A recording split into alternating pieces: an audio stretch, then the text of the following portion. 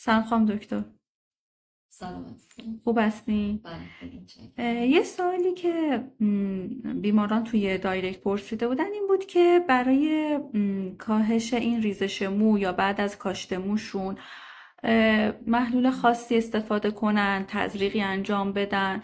آره، یه توضیح میشه راجع به این قضیه بدین؟ ببینید کلا ما بعد از کاشت موهامون حتما باید یه مراقبت خیلی خوب از موی کاشته شده داشته باشیم.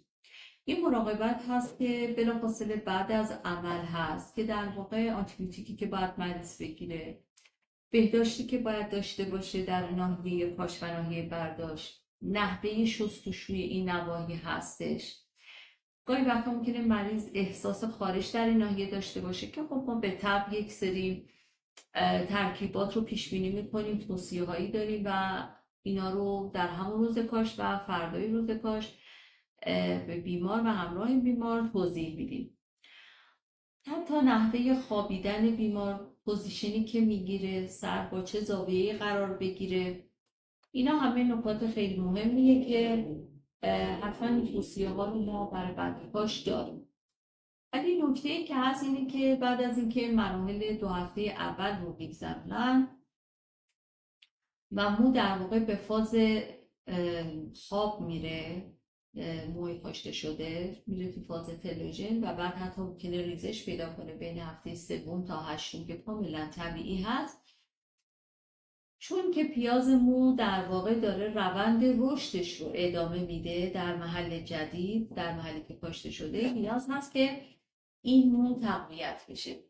همینجوری که فرمودین یکی از راه‌های تقویت مو محلول هایی هست که ما توصیه میکنیم. این محلول ها هم میتونه حاوی ماینوکسیدیل باشه، هم میتونه عصاره های داروهای در واقع گیاهان دارویی باشه که اینا هم میتونن روی رشد مو اثر داشته باشن. کیس بای کیس، فرد به فرد، این محلول ها رو ما انتخاب میکنیم که برای چه فردی چه محلولی مناسب هست.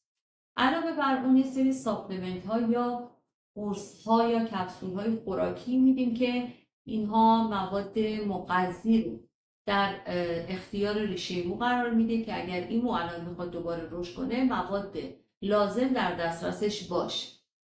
پس یه ساپلمنتی که حاوی در واقع ویتامینا هست، یه سری ویتامین با خصوص گروه ب، در واقع یه سری مواد معدنی هست مثل زینک و سایر مواد معدنی دیگه و حتی پپتایدها یا اسید آمینوهایی که برای ساخت مو نیاز هست معمولا توی ساپلمنت ها هست که با دوز به اصطلاح خاص برای هر فرد اینو تعیین می‌کنی و چه مدتی مصرف کنه. علاوه بر اون شستشوی ناحیه سر هم یک از نکات مهمه که با توجه به بیس وضعیت سر بیمار ما اون رو انتخاب میکنیم. شامپوها علاوه بر اینکه کار شستشو و پاکیزگی رو در محل ایجاد میکنن، میتونن مثلا در کسی که سبوریک هست یا ترشح چربی زیاد داره، اون شامپو ترکیباتی داشته باشه که میزان ترشح چربی رو کنترل بکنه و در نتیجه محیط رشد این مو یه محیط مناسب تری باشه. یا با ایجاد مثلا موادی که داشته باشن مثل ترکیبات کافئین، جریان خون رو در محیط بیشتر بکنن و در نتیجه مواد مغذی به این ریشه‌های مو بیشتر برسه. کلیه این توضیحات معمولا بعد از کاشت به بیمار داده میشه و مرحله به مرحله در کنار یک فردی که کاشت کرده ما این در واقع پشتیبانی رو داریم. از کارهای دیگه‌ای که ما توصیه میکنیم برای بعد کاشت، یکی PRP هست و یکی مزوتراپی که خیلی وقتا ممکنه که مراجعین ما این دوتا رو با هم اشتباه بگیرن و فکر کنن که یک چیز هست ولی کاملا متفاوته.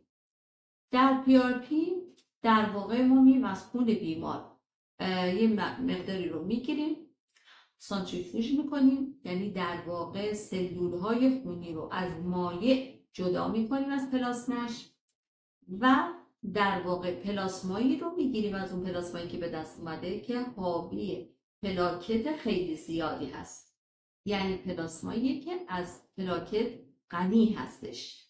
PRP مخفف همین هست.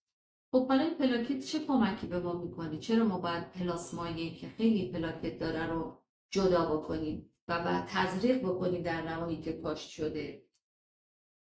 خب این پلاکت حاوی یک گرانول هایی هست، مثل کپسولایی تو خودش هست که یک عالمه توش مواد رشد داره، یعنی فاکتورهای رشد داره. کمک میکنه به اینکه در اونجایی که تزریق میشه این فولیکول شروع کنه به رشد بهتر و در واقع پدیده هیلینگ یا ترمیم رو هم تسریع بکنه، یه هیلینگ خوب بده. پس خیلی چیز خوبیه، توصیه میکنیم و تا چند ماه هم میگیم که به دفعات بیان این کار رو انجام بدن. روش دیگه مزوتراپی هست. مزوتراپی در واقع ویالهای آماده هست. شرکت‌های مختلف در واقع مزوهای مختلفی رو تولید میکنن که حاوی مواد مختلفی هستش که باز اونم با توجه به شرایط فرد نوع مزو رو ما انتخاب میکنیم. معمولا حاوی مواد معدنی هست، حاوی ویتامینا هست، بسیاری از اونها اسید آمینه ها رو دارن و برندهای جدید حتی ترکیبات مشابه به فیناستراید رو هم در خودشون دارن که این فیناستراید در واقع میتونه به شکل فیناستراید سنتتیک باشه یا اینکه ترکیبات گیاهی که عملکردش شبیه به فیناستراید هست. در اپیزود بعدی من یکی دیگه از این مزوها رو که حاوی این مواد هست رو به شما معرفی میکنم. ممنون خانم دکتر. خواهش